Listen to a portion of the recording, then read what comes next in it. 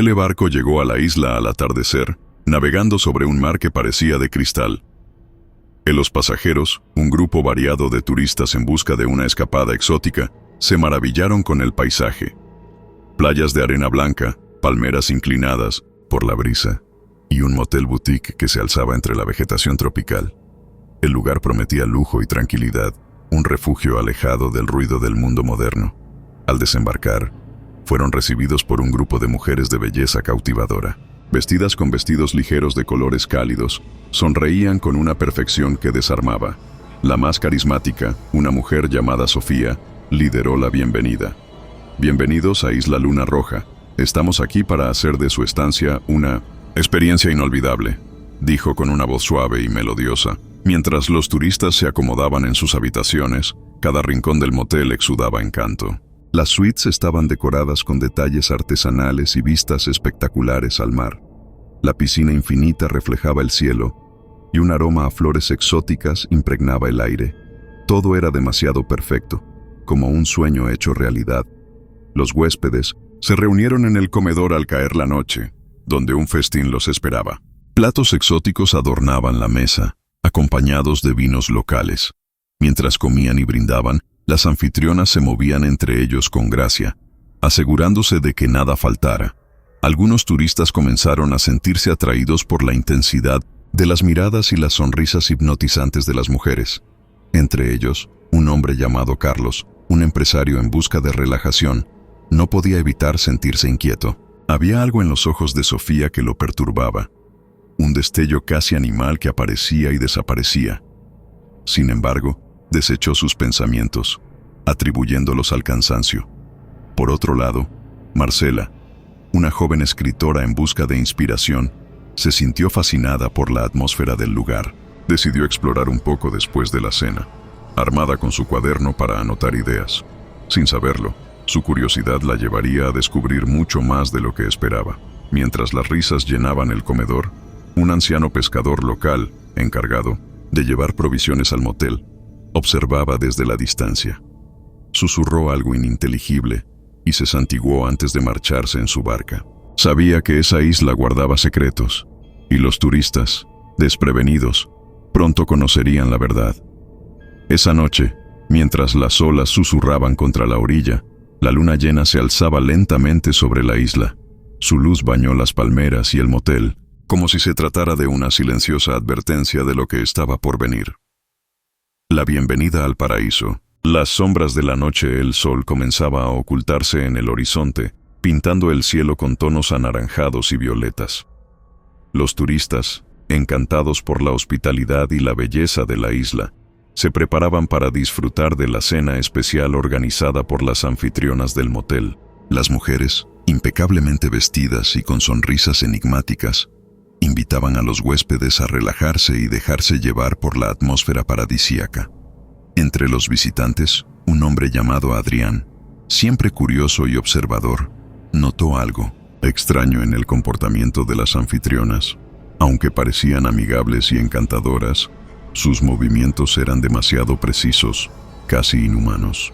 Durante la cena, mientras los demás brindaban y reían, Adrián decidió escabullirse del grupo para explorar la isla por su cuenta. Caminó por un sendero poco iluminado que llevaba hacia el bosque. Las sombras de los árboles danzaban con el viento, creando figuras inquietantes bajo la luz tenue de la luna creciente. Adrián llegó a una cueva oculta entre las rocas, de donde emanaba un olor metálico y penetrante. Entró con cautela, iluminando el camino con la linterna de su teléfono. Lo que encontró dentro lo dejó sin aliento. Montones de huesos humanos apilados en un rincón, algunos aún con restos de carne pegados. En el centro de la cueva había un altar rudimentario hecho de piedra, con inscripciones extrañas grabadas en su superficie. El terror se apoderó de él, y al girarse para salir, escuchó un gruñido bajo y gutural que venía de las profundidades de la cueva.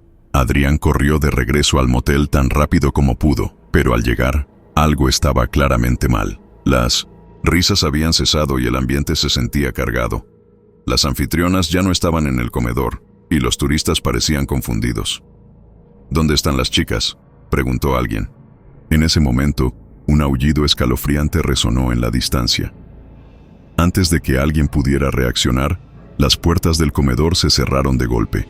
Desde las sombras, las mujeres reaparecieron, pero ya no eran las mismas. Sus rostros se habían deformado en máscaras animalescas, con ojos amarillos brillantes y dientes afilados. Las garras emergieron de sus manos delicadas mientras avanzaban lentamente hacia los aterrados turistas. Adrián intentó advertir a los demás, pero fue demasiado tarde. La primera sangre fue derramada, y los gritos llenaron la noche mientras las sombras devoraban el paraíso. El banquete de sangre, la luna llena, ascendió al centro del cielo, derramando su luz plateada sobre la isla. Mientras tanto, dentro del comedor del motel, la tensión era palpable. Los turistas, que hasta hace poco reían y compartían anécdotas, ahora se miraban desconcertados. Sofía y las demás anfitrionas habían desaparecido sin dejar rastro. Carlos, quien se había sentido inquieto desde su llegada, intentó calmar al grupo. «Seguro que esto es parte de alguna sorpresa», sugirió, aunque su propia voz sonaba vacilante. Pero antes de que pudieran discutir más, un aullido largo y profundo resonó desde el bosque, helando la sangre de todos los presentes. De repente, las luces del comedor parpadearon y se apagaron, sumiendo la sala en una penumbra. Las puertas se cerraron de golpe, como si una fuerza invisible las hubiera sellado. Algunos turistas gritaron, mientras otros corrían hacia las ventanas, solo para darse cuenta de que estaban bloqueadas. En medio del caos, las anfitrionas reaparecieron, pero ya no eran las mismas. Sus figuras perfectas se habían deformado. Sus extremidades eran más largas, con garras afiladas. Sus rostros, ahora cubiertos de pelo, mostraban colmillos amenazantes, y sus ojos brillaban con un resplandor amarillo que reflejaba un hambre incontrolable. «Son monstruos», gritó Marcela, quien trató de retroceder hacia una esquina, sosteniendo su cuaderno como si pudiera protegerla. Sofía, que lideraba al grupo de criaturas, habló con una voz gutural, casi irreconocible. «Esto no es un motel, sino nuestro territorio, y ustedes son nuestra comida». El pánico se desató. Los turistas corrieron en todas direcciones, pero las mujeres lobo eran rápidas, casi imposibles de esquivar. Uno por uno, las víctimas caían bajo sus garras, y el comedor se llenó de gritos y el olor metálico de la sangre. Carlos y un pequeño grupo lograron escapar del comedor y se refugiaron en una bodega cercana. Allí, encontraron viejos diarios escritos en un idioma extraño, junto con dibujos de las criaturas y un mapa que parecía indicar un altar en el corazón de la isla. «Esto no es una simple masacre», dijo Carlos, sosteniendo una linterna, con manos temblorosas. «Ellas realizan un ritual. Si logramos destruir ese altar, tal vez podamos detenerlas». Mientras tanto, las mujeres lobo, saciadas en parte por el banquete, comenzaban a aullar en coro, invocando algo que los sobrevivientes no podían comprender. La caza apenas había comenzado, y la noche en la isla Luna Roja aún guardaba horrores inimaginables. El corazón de la isla, el grupo de sobrevivientes avanzaba por la densa selva de la isla, siguiendo el mapa encontrado en la bodega. Las ramas y hojas se agitaban con la brisa nocturna, pero cada sonido, cada crujido, los hacía detenerse en seco. La luna llena, alta en el cielo, proyectaba sombras inquietantes que parecían moverse con vida propia. El miedo pesaba sobre ellos, pero la determinación de destruir el altar mantenía a Carlos y Marcela liderando la marcha. «No podemos dejar que esas cosas nos encuentren», susurró Marcela, sosteniendo el mapa con fuerza. «Si llegamos al altar, quizá podamos terminar con esto». Julián, uno de los sobrevivientes, un joven de mirada ansiosa, levantó una rama gruesa como si fuera un arma. «¿Y qué pasa si no funciona? ¿Si nos están llevando directo a una trampa?» Carlos lo miró con severidad. «No tenemos otra opción. Aquí o luchamos o morimos. Y yo no pienso morir como esas pobres almas del comedor». El camino era empinado, y el terreno parecía volverse más oscuro y hostil con cada paso. En un momento, escucharon un gruñido bajo y prolongado detrás de ellos. Sofía y su manada estaban cerca. Era evidente que las criaturas los estaban siguiendo, disfrutando del juego de perseguirlos antes de dar el golpe final. Finalmente, llegaron a un claro en medio de la selva. Allí, bajo el brillo sobrenatural de la luna, encontraron el altar. Era un círculo de piedra negra tallada con símbolos arcanos que parecían moverse bajo la luz lunar. En el centro, una estatua grotesca de un lobo alzaba sus colmillos al cielo, como si invocara algo más antiguo y poderoso que las criaturas mismas. «Esto es más oscuro de lo que imaginaba», murmuró Marcela mientras pasaba los dedos por las inscripciones. «Aquí se selló la maldición. La sangre alimenta este lugar». Carlos tomó una roca grande y la levantó con ambas manos. «Entonces acabemos con esto. Si destruimos el altar, puede que las matemos a ellas también». Justo cuando estaba a punto de golpear la estatua, un aullido ensordecedor rompió el silencio. Sofía y las demás mujeres lobo emergieron de entre los árboles, rodeando el claro. Sus ojos brillaban con un odio feroz y sus colmillos goteaban saliva, como si ya saborearan la carne de sus presas. «Creyeron que podrían destruir nuestra fuente de poder», dijo Sofía, con su voz gutural pero aún cargada de un tono burlón. «Ustedes no son más que juguetes en nuestro juego eterno». Sin pensarlo, Carlos arrojó la roca contra la estatua, rompiendo parte de su base. Un grito inhumano, como si la isla misma estuviera llorando, llenó el aire. Las criaturas se estremecieron, aullando de dolor, pero rápidamente se lanzaron al ataque. La lucha fue feroz. Carlos y Julián intentaron mantenerlas alejadas del altar mientras Marcela buscaba una manera de completar la destrucción. Con un esfuerzo desesperado, encontró una antorcha vieja junto al altar y la encendió con el mechero que llevaba en su bolso. «Fuego es la única manera», gritó mientras prendía las tallas de piedra con las llamas. Las mujeres lobo retrocedieron momentáneamente, aullando mientras el fuego consumía el altar. Sofía, con una fuerza sobrehumana, derribó a Carlos, pero antes de que pudiera dar el golpe final, Julián la embistió con su improvisada lanza de madera, comprando tiempo. El altar comenzó a desmoronarse bajo las llamas y las criaturas cayeron al suelo, retorciéndose de dolor. Sus gritos eran una mezcla de ira y desesperación, y sus cuerpos comenzaron a descomponerse lentamente, como si la destrucción del altar las estuviera consumiendo desde dentro. Cuando el altar finalmente se colapsó en cenizas, un silencio sepulcral cubrió la isla. Las criaturas habían desaparecido, y la luz de la luna pareció perder su intensidad, dejando un cielo cubierto de nubes. Carlos, Marcela y Julián, heridos pero vivos, se miraron con alivio.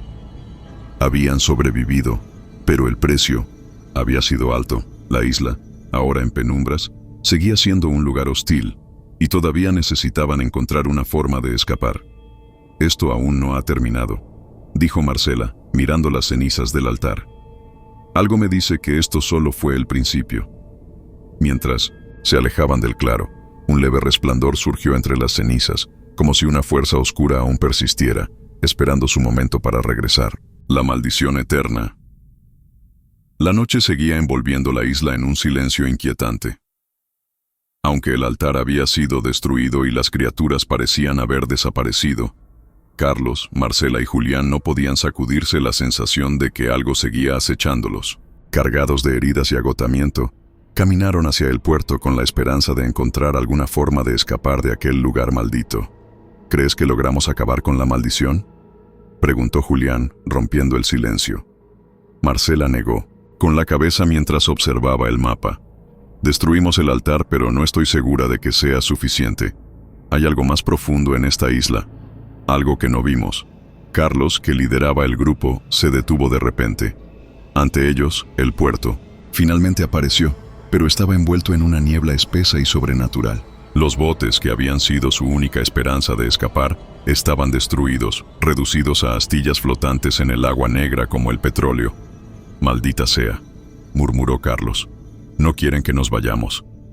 Un crujido detrás de ellos les hizo girar de inmediato. Desde la espesura del bosque, un par de ojos amarillos brillaron en la oscuridad. Sofía apareció, pero no como antes. Su forma era aún más monstruosa, un híbrido entre humano y bestia, con garras más largas y una aura oscura que parecía envolverla. «No se puede romper una maldición tan fácilmente», dijo Sofía, con una voz gutural y cargada de odio. «Somos parte de esta isla. Ustedes destruyeron el altar, pero mientras yo siga viva, el ciclo continuará». Marcela apretó los dientes. sosteniendo la antorcha que aún llevaba. «Si te eliminamos a ti, ¿terminará todo?». Sofía soltó una risa gutural que hizo eco en el puerto.